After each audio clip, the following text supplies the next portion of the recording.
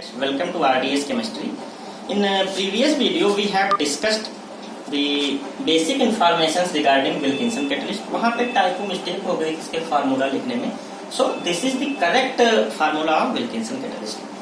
अब in today's video, we will discuss about the application part of Wilkinson's catalyst. तो there are so many reactions जो कि Wilkinson catalyst द्वारा catalyse होती हैं. उसमें से मोस्ट स्टडीड रिएक्शन क्या है? Hydrogenation of alkene. Hydrogen of alkene क्या होता है? The reduction of unsaturated carbon carbon double bond to the saturated alkene. ये जो रिएक्शन है ये एक्सोथर्मिक रिएक्शन है. इट मींस एनर्जी रिलीज होती है. एक्सोथर्मिक क्यों है? क्योंकि this alkene is saturated product and it is more thermodynamically stable. तो ये जो हाइड्रोजनेशन रिएक्शन है ये विदाउट कैटलिस्ट नहीं जाती है. It means catalyst is required for this reaction. तो इस रिएक्शन के लिए बहुत सारे कैटलिस्ट अवेलेबल हैं, जैसे नैने निकिल है, पैलेडियम है, चारकोल है, ये सब. तो all these catalyst are categorized as heterogeneous catalyst. That means catalyst not solvable in reaction medium. Reaction medium क्या होता है? सॉल्वेंट. तो हेटेरोजेनियस कैटलिस्ट की कुछ मेरिट्स हैं, कुछ डीमेरिट्स हैं. तो इसकी जो फायदा क्या है कि after completion of reaction the recovery and separation of catalyst is easy. Demerit की बात करें तो ये हाई टेम्परेचर पे जाती है रिएक्शन. दूसरी बात, specificity and selectivity of catalyst बहुत अच्छी नहीं होती हेटेरोजेनियस कैटलिस्ट. और इसकी सबसे बड़ी डीमेरिट ये है कि इसमें कैटालिटिक पॉइजनिंग हो जाती है. जैसे सल्फर चाहे वो स्टॉपर में हो चाहे रिएक्शन मीडियम में है, वो आके इस कैटलिस्ट के ऊपर लग जाता है. तो जो हम फर्दर यूज करते हैं इस कैटलिस्ट को नेक्स्ट रिएक्शन में, तो वहां पे इस हेटेरोजेनियस कैटलिस्ट की कैटालिटिक इफिकेसी जो है अफेक्ट हो जाती है. और एक नोटिसेबल डिसएडवांटेज ये है कि the detailed mechanistic study of heterogeneous catalyst is not easy. ठीक. तो to overcome all these drawbacks, homogeneous catalyst came in existence. तो हमने पहले भी बताया था कि Wilkinson catalyst is the first most effective transition metal catalyst for the homogeneous alkene. अब homogeneous catalyst की क्या मेरिट्स हैं? इसकी सेलेक्टिविटी और स्पेसिफिसिटी बहुत अच्छी होती है.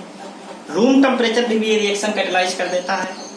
इसकी जो कैटालिटिक पॉइजनिंग की पॉसिबिलिटी इसमें ना के बराबर होती है. इसकी वजह से द रिप्रोडक्टिबिलिटी ऑफ कैटलिस्ट जो है वो बेटर हो जाता है. ये जो पॉइंट है ये करंट सिनेरियो ग्रीन केमिस्ट्री का चल रहा है, उस पॉइंट ऑफ व्यू से बहुत ही इंपॉर्टेंट है. That is the reproducibility of catalyst.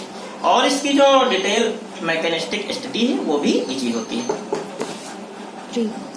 अब हम हाइड्रोजनेशन ऑफ एल्कीन की जो मैकेनिज्म है वो डिटेल में स्टडी करेंगे. तो यहाँ पे पॉइंट हम बता दें कि ये जो विल्किंसन कैटलिस्ट है हियर L इक्वल टू ट्राइफेनाइलफीन है, ट्राइफेनाइल फॉस्फीन है. ये बहुत बल्कि ग्रुप इसलिए हमने इसको L लिखा. जहां जहां L है इट मींस ट्राइफेनाइल फॉस्फीन. तो ये फॉर्म है आपका कैटलिस्ट का, जो हम लोग विल्किंसन कैटलिस्ट पढ़ते हैं, ये एक्चुअली क्या होता है? Pre catalyst. प्री कैटलिस्ट है. एक्चुअली होता क्या है, जब ये सॉल्वेंट में जाता है रिएक्शन के लिए, तो इसमें ट्राइफेनाइल फॉस्फीन का जो लिगैंड है वो डिटैच हो जाता है इस कैटलिस्ट से. क्यों हो जाता है? मैंने आपको पहले भी बताया था कि due to bulkiness of this ligand, ये मेटल लिगैंड का जो बॉन्ड होता है वो बहुत वीक होता है. तो जैसे ही सॉल्वेंट में जाती है कैटलिस्ट रिएक्शन के लिए, तो ये डिटैच हो जाता है. तो अब ये साइड जो है वैकेंट हो गई. तो वहां पे सॉल्वेंट का मॉलिक्यूल आके लग जाता है. एस मतलब क्या है? सॉल्वेंट. तो जो ये फॉर्म है कैटलिस्ट का, इसको क्या कहते हैं? एक्टिव फॉर्म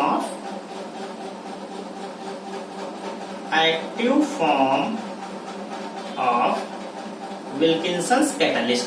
ये एक पूछा हुआ क्वेश्चन है कि विल्किंसन्स कैटलिस्ट का एक्टिव फॉर्म क्या है.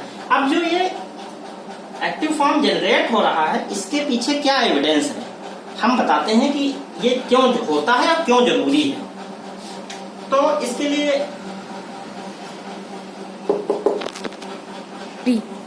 अब यहाँ पे हम विल्किंसन कैटलिस्ट का ही एक दूसरा फॉर्म लेते हैं. यहाँ पे ट्राई फिनाइल फॉस्फीन की जगह पे क्या लेते हैं, ट्राई इथाइल फॉस्फीन, जो कि in comparison to triphenyl phosphine smaller ligand है। तो यहाँ पे क्या है, रोडियम और ट्राई इथाइल फॉस्फीन का जो बॉन्ड है वो स्ट्रॉन्गर रहता है।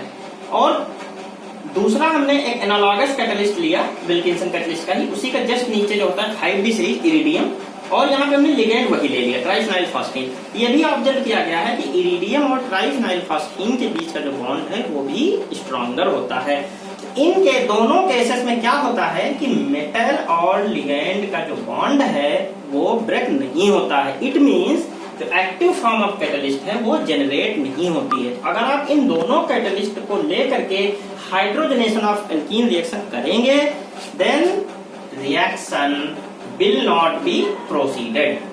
तो ये क्या इंडिकेट करता है कि the generation of active form is necessary for the hydrogenation of alkene. अब हम डिस्कस करेंगे डिटेल मैकेनिज्म। तो अब ये एक्टिव फॉर्म ऑफ कैटलिस्ट है, इसमें हाइड्रोजन का एडिशन होना है। अब आप ये समझिए कि रिएक्शन मीडियम में एल्कीन और हाइड्रोजन दोनों ही मौजूद हैं। अब बात आती है कि पहले एल्कीन जुड़ेगा कि पहले हाइड्रोजन जुड़ेगा।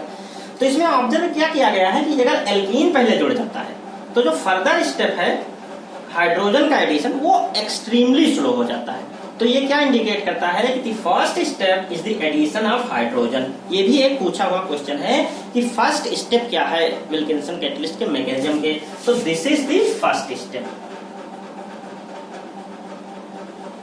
अब चूंकि हाइड्रोजन जो है नॉन पोलर होता है इसलिए इसका एडिशन हमेशा सिस होता है, दोनों साथ साथ लगते हैं। अब यहाँ और एक दो तीन बातें हैं कंसिडरेबल। यहाँ पे रोडियम का ऑक्सीजन स्टेट क्या है, +1। यहाँ पे क्या है ऑक्सीडेशन स्टेट रोडियम का +3, क्योंकि हाइड्राइड है, हाइड्राइड -1 इसलिए यहाँ +3 हो गया। और यहाँ पे वैलेंस इलेक्ट्रॉन काउंट क्या है, 16 इलेक्ट्रॉन। इस केस में वैलेंस इलेक्ट्रॉन काउंट क्या है, 18 इलेक्ट्रॉन।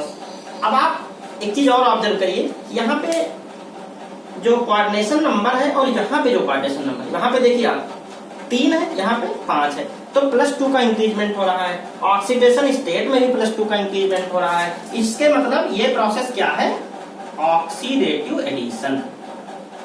क्या है ये, ऑक्सीडेटिव एडिशन रिएक्शन। तो first step of Wilkinson catalyst is oxidative addition. और जो ये कॉम्प्लेक्स फॉर्म हुआ इसको क्या कहते हैं, डिहाइड्राइडो कॉम्प्लेक्स। अब फर्दर स्टेप में क्या है, ये एल्कीन आके इंटरैक्ट करती है। यहाँ पे भी बॉन्डिंग नहीं हुई, यहाँ पे केवल इंटरैक्शन है। तो ये जो कॉम्प्लेक्स फॉर्म हुआ रिजल्टिंग, इसको क्या कहते हैं, पाई कॉम्प्लेक्स।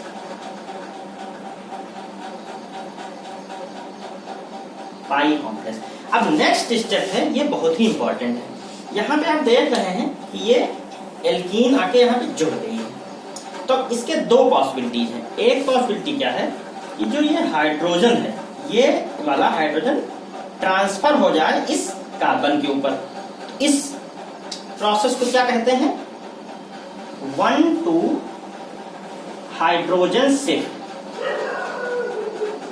1-2 हाइड्रोजन शिफ्ट या हाइड्रोजन ट्रांसफर।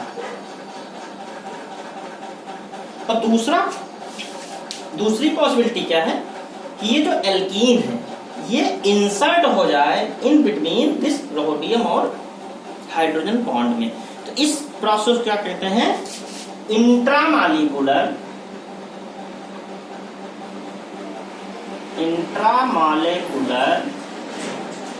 Alkene insertion. ये जो स्टेप है this is the slowest step, hence it is regarded as rate determining step. और आपको बहुत इंपॉर्टेंट बात ये बताएं कि आप ये सोचते होंगे कि विल्किंसन कैटलिस्ट को हम ऑर्गेनोमेटेलिक के चैप्टर में क्यों पढ़ते हैं। तो क्यों पढ़ते हैं, देखिए ये मेटल है और कार्बन मेटल बॉन्ड, यही तो होता है ऑर्गेनोमेटेलिक कंपाउंड। इस कंपाउंड, इस टाइप के जो ऑर्गेनोमेटेलिक कंपाउंड होते हैं वो क्या होते हैं, मेटल एल्केन्स। मेटल एल्केन्स अब नेक्स्ट स्टेप में क्या होता है, ये हाइड्रोजन ट्रांसफर हो जाता है इस कार्बन के ऊपर और रिजल्टिंग एल्केन फॉर्म हो जाता है। जो आपका प्रोडक्ट है वो देखिए सैचुरेटेड एल्केन है और ये क्या है, कैटलिस्ट का रीजनरेशन हो गया। तो रीजनरेशन ऑफ कैटलिस्ट हो गया। तो ये कैटालिटिक साइकिल क्यों हुई, कैटालिटिक साइकिल क्यों होती है, कैटालिटिक साइकिल वो होती है जब कैटलिस्ट हमारा फिर से रीगेन हो जाए। तो this is all about the mechanism of Wilkinson catalyst for the hydrogenation of alkene.